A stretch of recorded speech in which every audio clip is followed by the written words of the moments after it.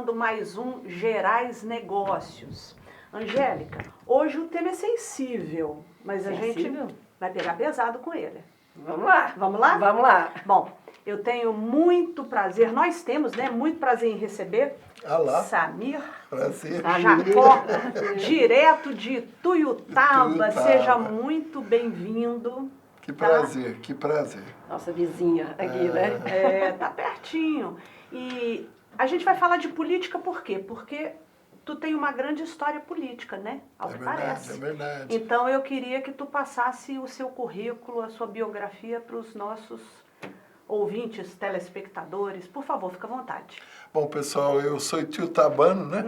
Nasceu lá. Estudei lá até o 2º grau, depois vim para Uberaba, estudei terminei o 2º grau, vim para Uberlândia, morei em Uberlândia, onde eu tive a oportunidade de fazer o cursinho e viver uma época boa aqui. Tu estava me contando, a gente estudou no mesmo cursinho, no ângulo. Quem No lembra aí ângulo o ali, ângulo, na gente? Machado de Assis. Exatamente, eu estudei no ângulo e depois- também. Depois da Cipriano. Depois da ele foi pra Cipriano, E exatamente. nessa época eu já estava em Uberaba, Ah. onde eu cursei odontologia, trabalhei como profissional liberal e fui vereador 2 mandatos, inclusive presidente da Câmara em 1998. 93. 98. 98. E depois eu trabalhei como autoridade sanitária do Estado durante 10 anos. Tá? Hoje eu já estou aposentado, mas nunca deixei a política. E Me disseram, por isso que eu tive maior vontade que você viesse. Que tu lá em Tuiutaba é carne de pescoço. Que isso? Isso é uma verdade. Traduz. Explica Traduz. Mas O que é isso? a nossa cidade precisa da voz. Quando o Cabral chegou no Brasil, muitos índios foram para a praia, levaram as mulheres, levaram presentes, tudo. Mas teve aqueles índios que foram para o mato e prepararam a burduna, o arco e flecha, a lança, entendeu? E eu sou um daqueles que preferem lutar pelas suas coisas, pela sua cidade, do que simplesmente aderir em troca de favor, em troca de interesse, em troca de cargos. Toda cidade, toda povoação, toda estrutura social nesse planeta tem o contraditório. E nós precisamos de tornar isso público, usando as redes sociais. Né? Isso é saudável, Eu acho que isso tem ajudado muito o progresso do nosso país, da humanidade, inclusive.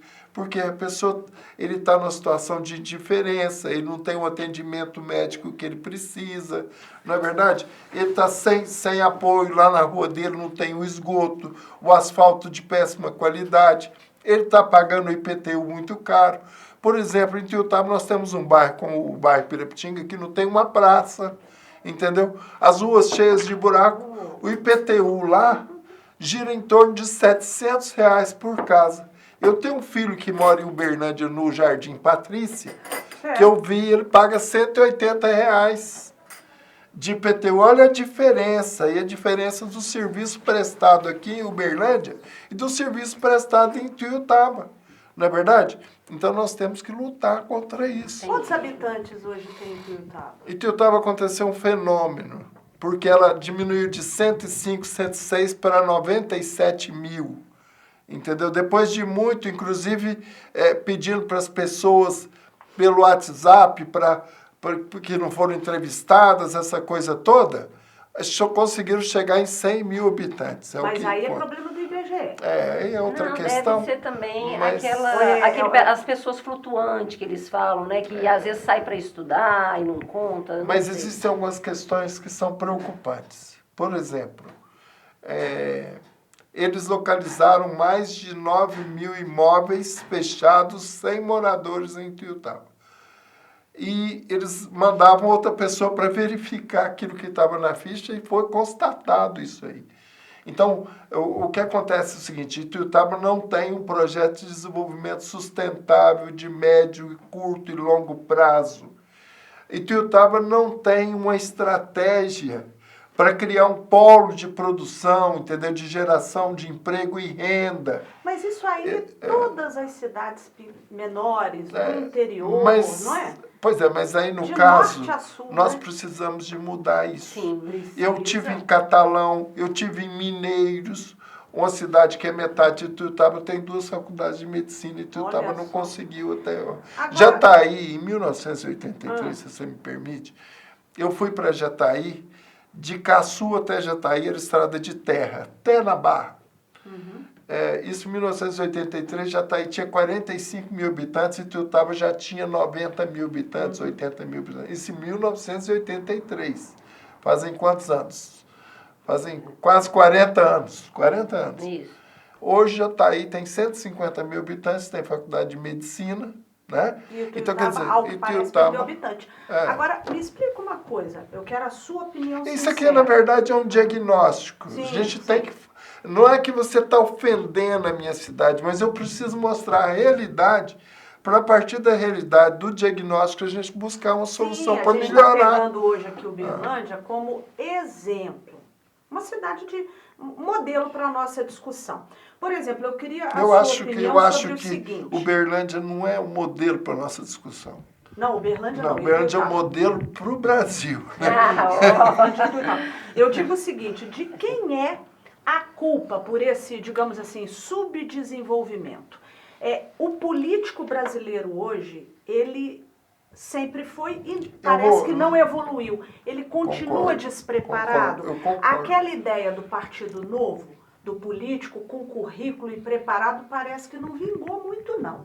Qual a sua opinião sobre isso? Você acha que o político também tem que ser preparado? Olha, vindo para Uberlândia hoje, passamos em Monte Alegre. E a questão da acessibilidade dos moradores, que tem a BR que corta a cidade, e nós vimos 4 passarelas e 3 passagens de nível. Correto? Lá em Ituiutaba nós temos o bairro Satélite Andradina. E lá não tem uma passarela e não tem uma passagem de nível. A pessoa tem que entrar na contramão, as pessoas entram na contramão todos os dias, porque senão elas têm que andar 6 quilômetros. E lá no Poço do Décio, lá em cima, não sei se vocês conhecem ali. Então o que acontece? Aí me perguntou, até o Ivo, que estava comigo na viagem, me perguntou, Samir, qual que é a diferença? Falei, a diferença é que em Ituiutaba nós temos um deputado federal, o senhor André Janones, que é um incompetente, tá? Que é um deputado de enfeite, que não consegue benfeitorias para a nossa cidade. Em Monte Alegre, nós temos um prefeito atuante, que é o doutor Último, e a Câmara de Vereadores, que se preocupam com a cidade. Então, eles conseguem o resultado, tá certo? Isso é estratégico, O que nós precisamos? Mas eles preferem administrar o que? Folha de pagamento, cargo, licitações fraudulentas e compras superfaturadas. Acham mais fácil isso. Mas vamos voltar aqui à questão do político. O ser político. Ele precisa, você já passou da hora dele ser alguém preparado para a administração, para a vida pública. Na verdade... E o que falta? Pois é, essa questão aí, ela é muito mais profunda e muito mais complexa.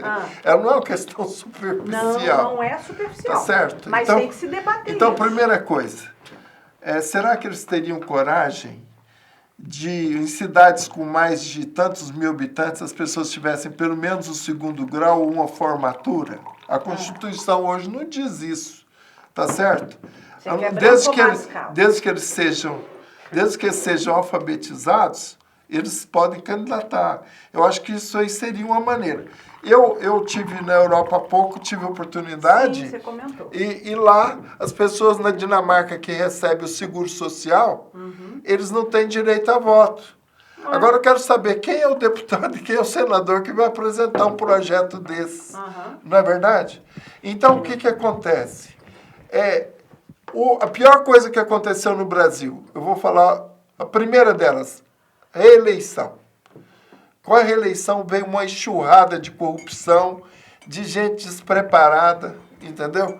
Que se apoderou do poder. E aí a corrupção veio a galope, veio junto. Primeiro, na compra dos deputados para aprovar a reeleição. Isso seguiu numa ordem, por exemplo, durante o governo Fernando Henrique Cardoso, que eu acho que foi o pior governo para o Brasil, porque ele criou muitas coisas que estão até hoje. Por exemplo, a PEC dos vereadores. Cidades como Ituiutaba, a Câmara recebe 6% do orçamento líquido. Isso corresponde a R$ 1.400.000 por mês, que são quase 17 milhões por ano. Se você colocar isso em 4 anos, são mais de 60 milhões de reais, 68 milhões de reais. Mas Ituiutaba não é a única do Brasil. Todas as câmaras municipais do Brasil, proporcional ao seu orçamento, recebem o mesmo. Lá em Guriatá, por exemplo, 7%. Eu não sei quanto que é de Uberlândia, mas se nós somarmos mais de 5 mil municípios que nós temos no Brasil, é muito dinheiro, entendeu? Agora, se você, uma cidade até 10 mil habitantes, ela não poderia, o vereador, ganhar mais do que um salário mínimo, por exemplo. Entendeu? O cidade até 50 mil, tantos salários mínimos e tal. E você desmontar isso. Precisa ter coragem para desmontar. O Partido Novo pensou isso de maneira estratégica. É porque não consegue cativar esse cidadão que recebe os R$ 600 lá do Bolsa, não sei o que, lá do programa do governo. Ele não está preocupado com isso. A grande celeuma que nós temos aqui é que quando você cria essa situação para esse cidadão, e ele acostuma a receber esse recurso, ele não procura nenhum emprego mais. Há poucos dias lá na cidade tinha carro de som na rua, porque estava precisando de funcionário no frigorífico e não conseguia arrumar. Sério? É sério, é muito sério. Mas eu quero falar ainda um pouco mais sobre a questão do Fernando Henrique Cardoso. Aí ele fez uma reforma da Previdência. Porque você me falava sobre a reforma tributária e reforma trabalhista. Vamos falar sobre isso também. Pois é, mas a reforma da Previdência do Fernando Henrique, ele criou o quê? O fator previdenciário. Meu pai, por exemplo, que criou 8 filhos, trabalhava, lutava, pagava o seu carnê do INSS. Quando ele aposentou com 5 salários, e quando ele foi a óbito, ele recebia um salário mínimo. Por quê? Quando o salário sobe, o do aposentado diminui. A reforma da Previdência do Fernando Henrique foi essa. Tá certo? E aí eu quero colocar outra coisa que o Fernando Henrique fez, que eu acho que prejudicou muito o Brasil. Foi a emenda parlamentar. Então, os deputados, cada um hoje tem 20 milhões por ano, o senador tem 50 milhões por ano de emendas, então ele não está preocupado em legislar, que é a função e a obrigação dele, ele está preocupado em negociar com o presidente da República a liberação das emendas. Aí ele troca, o voto dele virou uma barganha em busca do quê? Ele fala que quer levar recursos para o estado dele, mas a gente não sabe em que condições, mas deputados viraram construtores de matabu, de rodovia, de estrada, de ponte, de escola. Agora, então, como é que você desmonta isso? Fernando Henrique deixou esse legado. Então mas eu quero te falar o avesso disso. Nós tivemos um bom exemplo no Brasil. E nessa minha visita a Portugal, um grande amigo meu empresário, o senhor Humberto Vieira, ele riu e falou: Samir, você não sabe quem foi o melhor presidente que vocês tiveram, que fizeram as reformas que o Brasil precisava. Vocês imaginam quem poderia ser? Michel Temer. O que ele fez? Olha o que esse cara fez. Primeira coisa, ele acabou com aquele imposto sindical, que todo mundo era obrigado a pagar. Não é verdade? Segundo, e com aquilo ele enfraqueceu os sindicatos, os grandes sindicatos do Brasil. E você pensa, como é que a Argentina chegou nessa situação? Chegou nessa situação devido ao poder dos sindicatos na Argentina, que alimentou o populismo, que é um mau caminho. Segunda questão que ele trouxe, que eu acho que foi extremamente importante para o Brasil, e nós vimos isso há poucos dias, política de a independência do Banco Central. Vocês viram o Lula esbravejando contra o presidente do Banco Central. Depois ele pegou e criou a política de teto máximo. Tá certo? Isso também foi outra coisa muito importante para o Brasil. E, além disso, ele criou aqui no Brasil a possibilidade do autônomo de criar a MEI, que gerou 4 milhões de empregos, são os deliveries, os entregadores, o Uber, entendeu? Então, quer dizer, você veja como foi importante, porque o que o Temer fez, ele pensou pela primeira vez, uma pessoa fez um projeto pensando no cidadão, pensando em melhorar a vida do cidadão. Então, só um isso que nós precisamos. Cidadão que está aqui ligado nos Gerais Negócios. Vamos lá, um tempinho para vocês curtirem, compartilhar e chamar aí o pessoal que está em casa, né? O pessoal que está na internet aí para ver, acompanhar o nosso podcast. Porque política, como eu falei, é um tema sensível, tem muito assunto, mas a gente tem que tratar, de todo... Você falou sobre... Eu gostei que você falou uma coisa. O quê? Você ousadamente, você falou, vamos falar sobre Constituição. Sim, eu botei aqui, ó. A Constituição. A Constituição. Tá assim, uma discussão... Nunca se falou nós tanto precisávamos, em Constituição. Precisa mudar o quê? Nós precisávamos dos governadores dos estados do Sul, Sudeste, Centro-Oeste, os progressistas do Norte, que têm o interesse de criar uma frente por uma Constituinte. O Brasil precisa mudar a Constituição e isso tem que ser urgente. A gente tem ouvido falar nesse assunto porque hoje. Ela tem vícios de origem. Em 1970... É uma colcha de retalho. Justamente. Não é mais a Constituição de 88. Não, de maneira nenhuma. Existe um detalhe que eu quero compartilhar com vocês, e eu acho isso estratégico, que é a questão... Pode comer um pãozinho de queijo, ó. Muito obrigado. Em 1974, quando o MDB elegeu a maioria dos senadores...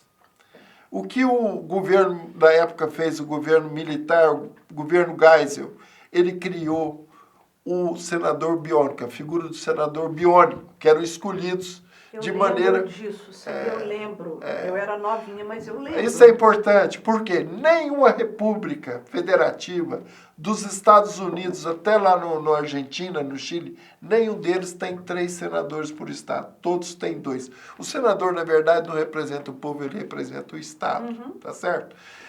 Quando veio a Constituição de 88, eles tinham que ter tirado isso. Porque isso aí foi feito... de maneira a favorecer a Arena, que tinha minoria na época no Senado, tá certo? E o que aconteceu? Mantiveram os 3 senadores. Os militares, para ter maioria naqueles estados, o que eles faziam? O mínimo de deputado federal por estado são 8. Então você vai em Roraima, que tem 300 mil eleitores, tem 8 deputados federais. Você vai no Amapá, 300 e poucos mil eleitores, tem 8 deputados federais. Você vai em Rondônia, tem 8 deputados federais. Você vai no Acre, tem 8 deputados. Você vai no Tocantins, são estados que têm menos de 500 mil eleitores. Você faz a conta para você ver qual o coeficiente eleitoral desse deputado federal. Compara com o estado de São Paulo, onde ele precisa de 200 mil votos. Compara com Minas. Entendeu? Está errada a representação. Você pega nos Estados Unidos, o estado do Delaware, quando vai para a eleição presidencial, tem apenas um representante. É a menor população. Quem que tem maior número de delegados à convenção para presidente dos Estados Unidos? É a Califórnia. Por quê? Porque a Califórnia é o maior colégio eleitoral dos Estados Unidos. Agora, então, eu quero Brasil, só colocar o estado de São Paulo, que tem 22% do eleitorado. Ele teria que ter, por exemplo, 22% das cadeiras na Câmara Federal. O estado de São Paulo hoje tem 76 deputados federais e teria que ter 105. Você acha que mexe nessa Constituição? Eu acho que mexe, não. Acho que precisa. Não, precisa. Precisa sim, mas Agora, o burburinho é grande, mas mexe. Eu tinha um grande amigo especial chamado Dr. Hélio Benício, em Tiutaba, que inclusive foi meu advogado numa causa justa, nem me cobrou. Esse é amigo. Esse é amigo de verdade. Ele dizia uma coisa: Samir, como você quer fazer tijolo bom se o barro tá ruim? Depende do barro, né? A argila. Então, aproveita e comenta comigo aí sobre a questão da importância da ficha limpa. Porque parece que fica só no papel, né? Ela é fundamental no princípio, entendeu? De uma nação, do que ele que te representa. Deveria ser cobrado, sim, deveria ser colocado como uma grande verdade. O que me preocupa é que o ficha limpa às vezes funciona de maneira seletiva. Ela pode ser usada no Brasil de hoje para promover, às vezes, até perseguição política, né? Nós vimos o caso do deputado Dallagnol. Eu não vi motivo para a cassação do deputado, tá? E tem deputados ali com situação muito pior. O Janones é cassado, tá? Ele é cassado. Toda a chapa do Avante de Minas foi cassada pelo pleno do Tribunal Regional Eleitoral. O ano passado, antes das eleições. Em 2018, nas eleições de 2018, como o Avante não tinha o coeficiente de mulheres, que são 30%, eles chegaram a falsificar candidaturas, criar candidaturas falsas. A Promotoria Pública Eleitoral do Estado de Minas Gerais entrou com ação, ela foi julgada o ano passado, em 2022, e eles foram condenados. A candidatura deles está sobre recurso. Eles, então, entraram com recurso para o TSE, tá certo? Mas existe uma questão interessante. O Código Eleitoral diz que decisões do Pleno, do Tribunal Regional Eleitoral dos Estados, não podem ser modificadas, elas podem ser ratificadas, elas podem ser de maneira efetivas, né? Efetivadas, aceitas, de maneira que ele está lá como deputado federal. O Avante não era para ter nenhum deputado federal.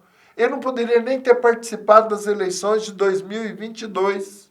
Para os senhores terem ideia da gravidade desse desordenamento jurídico que o Brasil vive hoje. Gostei do termo, desordenamento jurídico. E as pessoas vivem. É isso aí mesmo. Eles vivem disso.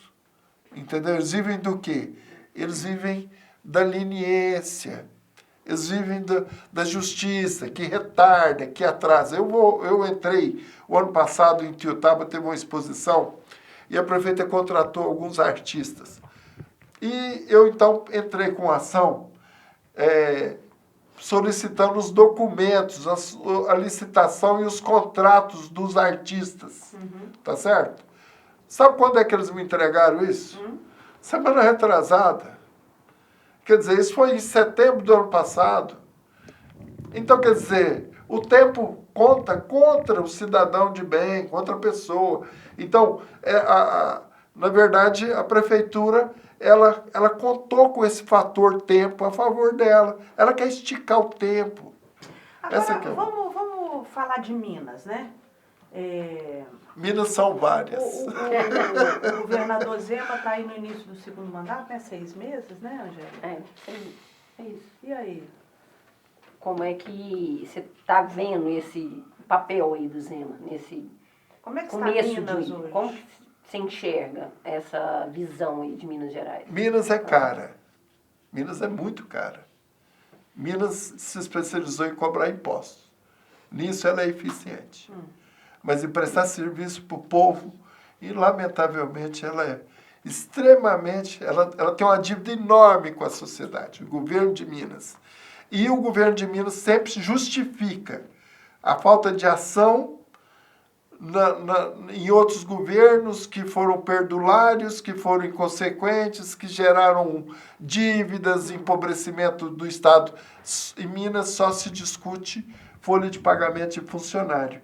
Não existe um projeto de desenvolvimento para Minas, um grande projeto. Eu não vi isso, com todo o respeito, entendeu? Eu gosto do Zema, ele coisa, mas não vai passar disso.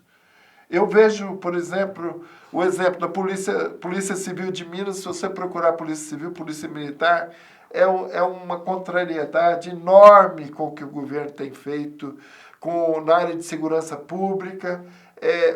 A defasagem de quadros é um negócio impressionante. Por exemplo, o batalhão de Ituiutaba, ele é de 180 efetivos, e tem hoje cerca de 90 e poucos, assim mesmo, porque reaproveitou quadros que já tinham aposentado. Isso mostra que existe uma lacuna enorme dentro do quadro de funcionário do Estado. A Polícia Civil hoje, quase todas as delegacias regionais, quem paga o aluguel são as prefeituras, quem paga a conta de água, a conta de energia, a conta de telefone, a gasolina das rádio-patrulha. Isso é um governo pedinte. Um governo pedinte. Com todo. Agora, mas qual seria uma estratégia? Eu vou te colocar. O governo de Minas fez a duplicação lá no trecho de Ouro Preto, não lembro a outra cidade, 80 quilômetros. O governo comemorou isso aí. Comemorou. Sabe quanto que é o valor do pedágio? Vocês acompanharam? R$26. O povo está querendo fazer manifestação e ir para a rua. Como é que você faz um pedágio de R$26 para a pessoa andar 80 quilômetros? Isso não é eficiência de administração pública. Sabe? Minas tem a maior malha viária federal, fica no estado de Minas Gerais. Minas precisa de se organizar e brigar pelo fim da Lei Candir. Minas é um grande exportador de minério desde quando o senhor Fernando Henrique... Esse Fernando Henrique, eu vou te falar, hein? Não gosta de Minas, tem mais essa. A Lei Candir, ela não cobra ICM sobre o minério que é exportado. Vocês sabiam disso? Não. Desde essa época, todo o minério de Minas... Porque existe uma coisa que o brasileiro não sabe. Nosso solo é antigo. Então, o nosso minério ele não tem contaminantes, ele não tem enxofre, ele não tem fósforo. Você sabia que o minério mais abundante no planeta é o minério de ferro? Vocês já viram fotos da Austrália? É bem vermelho, quase laranja. Vocês já viram os desertos? Aquilo é minério de ferro. Sabe por que ele não é tão comercial? Porque o grau de pureza dele é 45%. O grau de pureza do minério de ferro do México, do Chile, do Peru, eles estão virados para a China, estão nas costas do Oceano Pacífico. É muito mais barato. O nosso dá 62% da natureza. Esse Brasil é bom demais. Então eles têm que comprar o nosso minério para misturar com o deles, para melhorar. Porque se você colocar um minério com muito fósforo, enxofre, chumbo, esses metais pesados, ele estoura o alto forno. Entendeu como é que é? Então, essa riqueza de Minas está indo embora e nós não estamos recebendo compensação. Eu vejo a questão da CEMIG, por exemplo. A CEMIG perdeu São Simão, Miranda, todas essas usinas aí hoje são administradas por chineses. O que acontece? Não houve nenhuma estratégia de contenção de recursos da riqueza gerada com essas usinas porque São Simão foi feito em 1972. Durante todos esses anos não teve um contingenciamento, uma reserva estratégica para quando terminasse a concessão eles poderem comprar. Sabe? Onde é que está a inteligência? Porque Minas era o estado de ponta. Hoje nós não somos nem o segundo mais. Mas nós temos potencial para ser, né? Nós temos um povo extraordinário. O povo é extraordinário, o solo é maravilhoso. A riqueza. Aqui em Uberlândia nós estamos com um projeto agora que o prefeito está entrando, com basalto, para poder colocar na agricultura, né? Com pó de basalto. Então, assim, nós temos essa capacidade. Eu acho que é por isso que a Rosana entrou ali, né? De colocar, assim, o que pode ser feito em relação, primeiramente, aos políticos, né? Como que ele vem com uma estratégia dessa? Porque o Brasil, Minas Gerais, tem todo o potencial. A gente tem que mudar esse parâmetro. Eu acho que nós temos de mudar. Falta conhecimento em vereador, em prefeito, em deputado. Falta conhecimento generalizado. Não vou nem falar que... Né, estratégia nada de mudança. De conhecimento... Por isso que eu comecei falando aqui do eu entendo a sua colocação. Mas a Câmara dos Deputados, a semana passada, votou uma lei onde protegendo os deputados. Vocês viram aquela lei? Inclusive, o parente do deputado, o deputado, se for a agência bancária, a instituição financeira não pode negar o empréstimo para ele. Isso é um absurdo total, total. Então, quer dizer, o deputado, ele, cada dia, ele vai se enfurnar cada vez mais nesse processo. Ele é eleito pensando nisso aí. Ele não é eleito pensando em mudar isso aí. Poucos têm a ousadia de fazer essa mudança ou de propor essa mudança. Não, talvez qual que é a diferença que vocês acham entre a postura do vereador de Ituiutaba e de Uberlândia? Qual que é a diferença? A diferença chama imprensa. A diferença chama vigilância. Essa é a diferença. Entendeu? E Mas é a sociedade que tem que vigiar. Esse controle... A sociedade. Concordo. Mas começa na conscientização. Isso que nós estamos fazendo aqui, esse bate-papo, é justamente para trazer isso. Quando ela brincou carne de pescoço, não é isso. É que você está levantando todos esses aspectos, eu entendo, para que as pessoas comecem a pensar e querer mudança, né? Querer mudança. Todos têm que conversar sobre isso. Não, eu acho. Isso é muito recente no Brasil. E nós devemos agir também. O brasileiro se interessar por política é novo, é recente. Mas o brasileiro... Por causa da rede social, das redes sociais, principalmente, né? É que as ferramentas, o arcabouço jurídico legal que nós temos, que está aí, tá? O ordenamento jurídico, tudo que está aí, ele não proporciona ao brasileiro essa perspectiva, essa possibilidade. É muito difícil ele achar esse ambiente aí. Mas como nós podemos fazer? Como que seria uma estratégia para poder, como foi dito aqui, é tanta coisa para ser feita, né? E como que a gente pode ser protagonista nessa história de alguma forma, né? Bom, depois do 8 de janeiro ninguém vai para a rua protestar. Tem isso. Eu quero te dizer... Vamos fazer de outra forma, né? Não, nós devemos fazer de outra forma. E qual seria essa outra forma? Você tem alguma ideia? Eu tenho uma ideia. Então conta. É que nós deveríamos pensar com base nos governadores. São os pilares, são os pontos fortes que nós temos. Entendeu?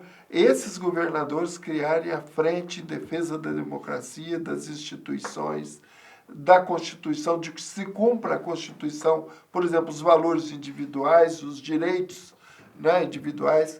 Esses governadores, eles têm estrutura, eles têm poder, eles têm condição de fazer frente e de criar uma estaca, porque aí as coisas mudam, entendeu? As coisas mudam.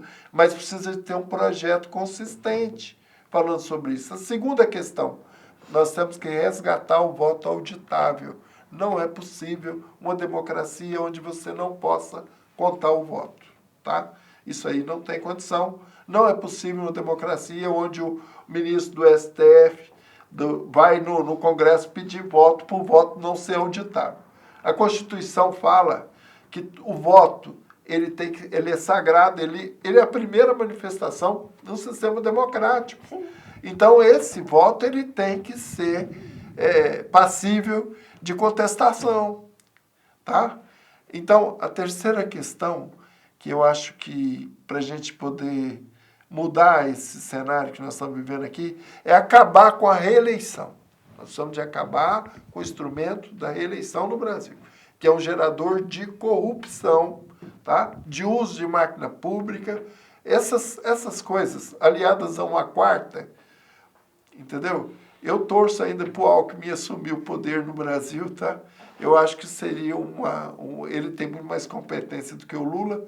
Nada contra a saúde ou a vida do presidente Lula, mas eu acho que o Brasil merecia um governante mais estratégico, mais preparado. Eu acho o Alckmin mais preparado do que o Lula. Fez um grande governo em São Paulo, entendeu? Uma pessoa coerente.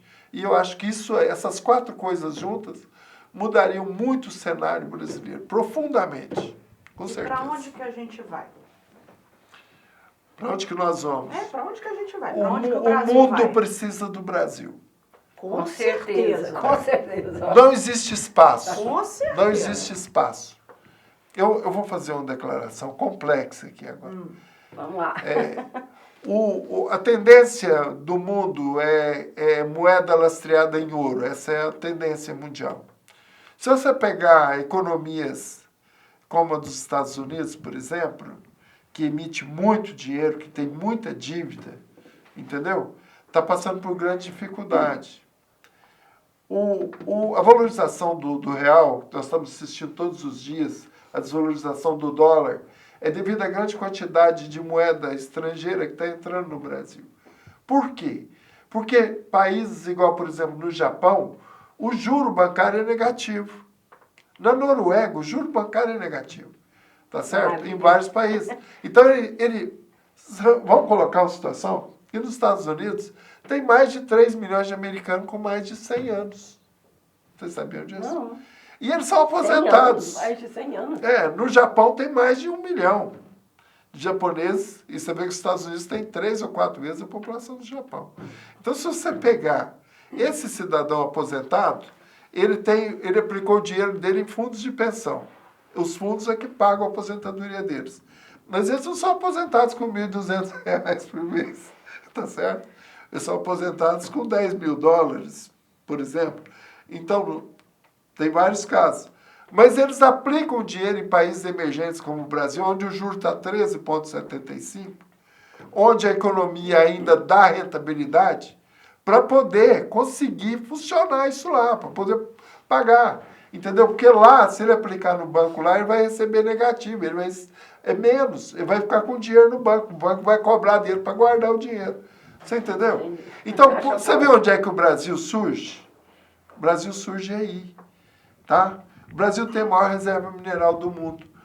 A maior possibilidade de exploração de terra já é o primeiro do agronegócio mundial, com eficiência, com competência, com aplicação de alta tecnologia. Essa tecnologia ela gera desenvolvimento em todas as camadas, tá certo? E qual que é o setor mais forte da economia? É a prestação de serviço. O Brasil precisa fortalecer essa prestação de serviço. Qual que foi um ganho que eu achei muito interessante no governo Bolsonaro? Foi diminuir o tamanho do Estado. Nós precisamos de diminuir impostos no Brasil. Nós precisamos desmontar o Estado brasileiro, que é caro, é oneroso. Entendeu? Como é que você passa de 23 ministérios para 37? Você está gerando despesa. E essa reforma tributária? É reforma tributária? É reforma trabalhista? Tá vindo. A reforma trabalhista, o Temer fez a reforma trabalhista. Você acertava como funcionário, pagava todos os direitos e ele entrava no outro dia no Ministério do Trabalho, lá na Justiça do Trabalho, e sempre eles ganhavam, davam 97% de ação. Não aguenta. Justamente. Pois é, mas isso o Temer fez muito bem, porque o trabalhador hoje que entrar e ele não tiver o direito, ele tem que pagar as custas. Então, e essa história, por exemplo, da pejotização, não funcionou muito bem. Muitos viraram pessoas jurídicas, né? PJ, e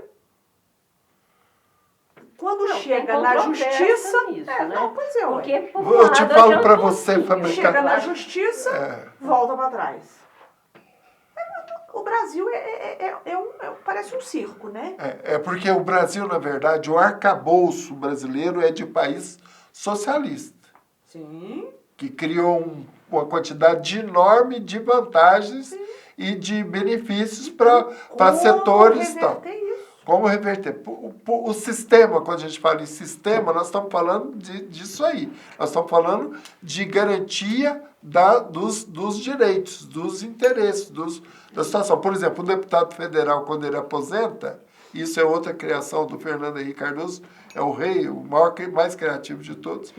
Ele então tem aposentadoria. O deputado federal de um mandato, ele recebe R$15 mil por mês. Ele teve lá só um mandato. Se ele ficar 2 mandatos, ou 3, eu não sei, ele recebe integral o resto da vida. E o dia que ele sair, que ele morrer, acontecer alguma coisa, a esposa vai continuar recebendo. E se ele tiver um filho lá dependente e tal, vai continuar recebendo. Então, eu quero dizer que isso aí é oneroso, o país não vai dar conta. Por que eles fazem reforma da Previdência? As reformas da Previdência são todas contra o trabalhador. Eles não mexem no militar, no judiciário, nos políticos. Isso aí que é o que realmente está sangrando e prejudicando a aposentadoria, o sistema como um todo. Entendeu? Eles só trabalham e só fuçam, só movimentam em cima de quem? Em cima do trabalhador. Você pode ver a reforma da Previdência que o Michel Temer ia fazer, era melhor do que a do Bolsonaro. O Bolsonaro foi ficando cada vez mais difícil. Ele fez não a reforma que o Brasil precisa, ele fez a reforma possível, na minha opinião. Eu gostaria de entrar aqui com uma pergunta agora, fugindo um pouquinho do assunto. A gente ficou sabendo que você é um grande escritor de causos. A gente gostaria que você contasse uma história aqui pra gente, pode ser? Podemos até ouvir a história, muita comer história pão de queijo, boa, café. Esse pão de queijo ótimo. Não, mas é para experimentar. Eu vou comer um pão de queijo. Você tem até um livro aí já pra sair. A gente deve sim editar um livro sobre esses causos. Quer mais café? Aceita. Então, vai editar. Vamos conhecer. Como é que chama o seu esposo? Arthur. O pão de queijo do Arthur tá sensacional. Contou um segredinho, ó. Pessoal. Pode falar.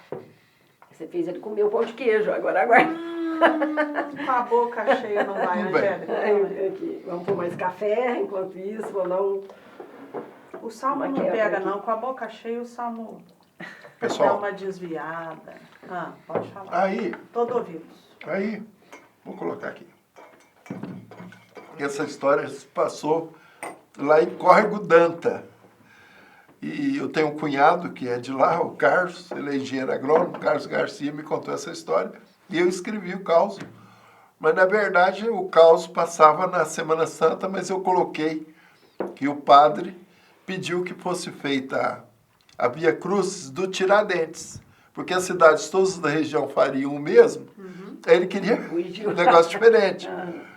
Aí montaram tudo e tal, no dia 21 de abril, e tinha um sujeito, o Arnaldinho, barbudo, magro, parecia o Tiradentes, conseguiram convencer o Arnaldinho, usando a esposa dele, que era muito frequentadora das missas e tal, então o Arnaldinho aceitou fazer o papel do Tiradentes. Aí o verdugo, o que ia açoitando, era um tal de Gotardo, um fazendeiro. E ele chegou tarde, entendeu? Ele atrasou com vaca, a vaca sumiu no mato, aquela coisa, demorou. E o Gotardo não chegava, tinha um tal de Dudu. Esse Dudu era um sujeito complicadíssimo. E o Dudu viu aquele chicote que era feito de barbante, só para figuração, né? Chamou o primo dele, estava lá perto, o Quinca, falou, Quinca, vai lá em casa e traz a minha pinhola. Que é isso? Pinhola é chicote. De verdade.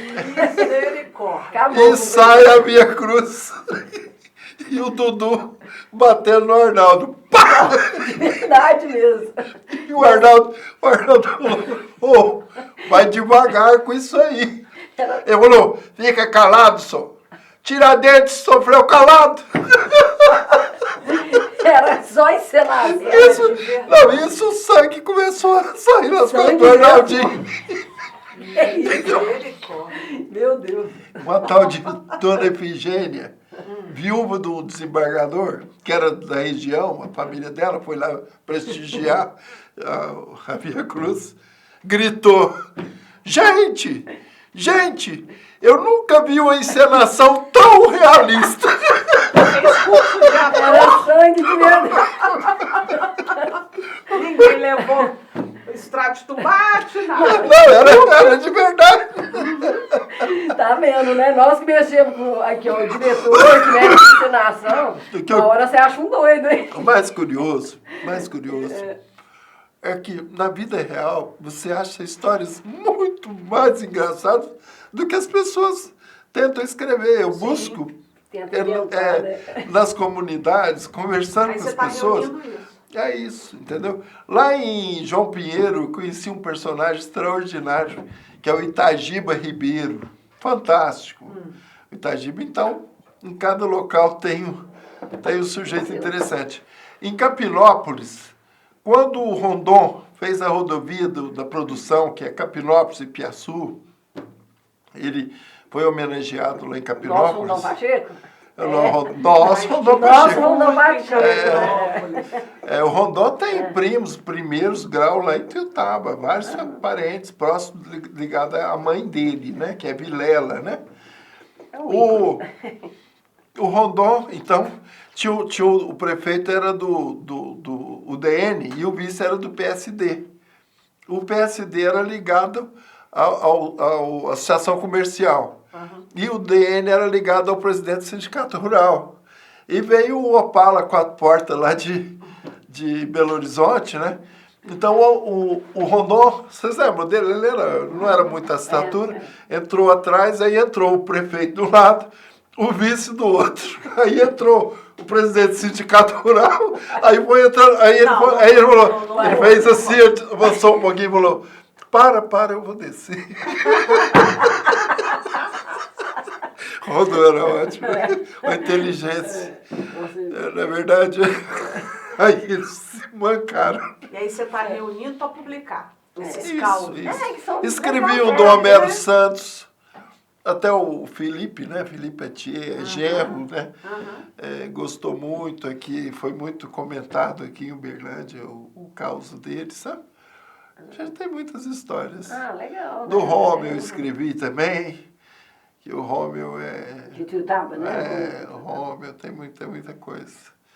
É isso. Que coisa boa, sabe? Que coisa boa. Então agora a gente vai encerrar para poder comer o pão de queijo, tomar o café e quer fazer suas considerações finais aí? Eu quero dizer para vocês, aproveitem a vida, que a vida passa. Tendo oportunidade, luta pelo que é certo, tá certo? Mesmo que você não ganhe, mas que fique registrado que naquele momento existia uma pessoa dali que não concordava com o que estava errado. Agora, você não me contou o que você falou. A gente estava aqui conversando antes de começar a gravação. Você vai voltar para a vida pública? É mesmo. Tem ideia? Tem intenção? Pra gente, existe essa possibilidade, Hoje nós estamos empenhados na candidatura do pré-candidato doutor Luiz Pedro, foi prefeito de Tuiutaba 2 ocasiões. É uma pessoa que tem cabedal, tem condição de fazer a transformação nesse momento que Tuiutaba precisa. Eu acho isso muito importante para nós todos, tá certo? E vamos continuar atuando, não é verdade? Falou. É o que eu gosto, fazer o que eu gosto. Que prazer. Muito obrigada. Muito obrigada. Pela sua presença. Agora nós vamos comer, então, é isso. o pão de queijo, que está uma delícia. E eu quero pedir aí a você que vai lá, dá o seu joinha, curte, compartilha o vídeo, o podcast, porque política, a gente tem que falar em política. Tem que ouvir falar de política. E precisa criar esse hábito do debate, né? Então, um vídeo, um convidado como esse é sempre muito bacana. Pede o pessoal inscrever no canal também. Sim, se inscreva no canal. Bem lembrado, Angélica. Se inscreva aí, fique ligadinho no Gerais Negócios, que tem sempre novidade, ó, top. Muita coisa boa. Vamos lá, vamos atacar o pão de queijo aí, gente. Obrigada. Muito bom. Bom, né? O pão de queijo do Arthur. O pão de queijo do Arthur. O pão de queijo do Arthur.